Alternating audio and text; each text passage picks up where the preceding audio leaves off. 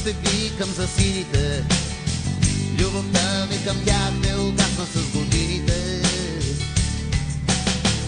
Може би за това, че къщи беше традиция. Ние двамата с баща ми бяхме нещо като синя коалиция.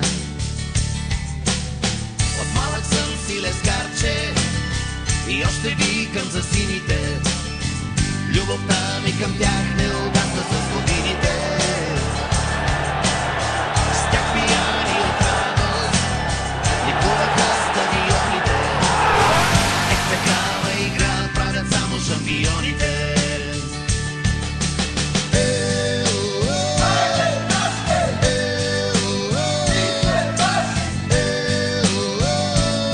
Сега и винаги.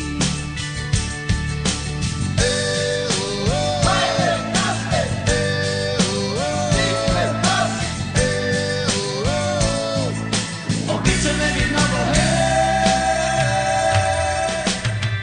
помня как махалата ритахме до изтощение и се карахме кой да е в защита и кой в нападение. Като всички момчета искахме всички до един да приличаме по нещо на звездите от любимия тим.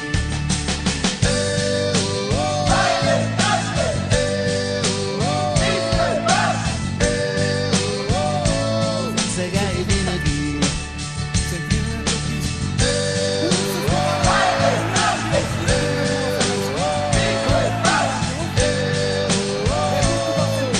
Обичаме ви много, но върховната настава от години и сега. Е за нас, когато Левски понатупат ССК. Е за нас, когато Левски понатупат ССК. Когато Левски понатупат ССК. От малък съм си лескарче и още викам за сините. Любовта ми към тях не угасна с годините. С тях пияни от радост ликуват пак стадионите. Е такава игра правят само шампионите. Мусил Вагнер, пак за Бартон, много добро решение. Има възможност да се центрира. Томашич пропуска, удар на Големиров и гол! Гол! Гол! Ето го гол на Даниел Големиров! Един на един!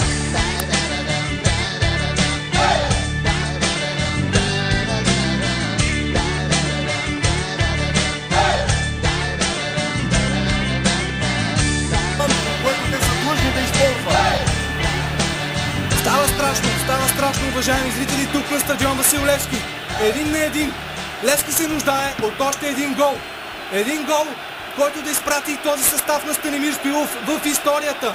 В славната история на Левски.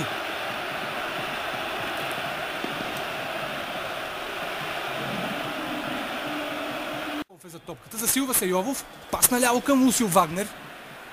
Отново нещо обработено. Центриране на Вагнер към Томашич, 111 гола! И гол! Гол!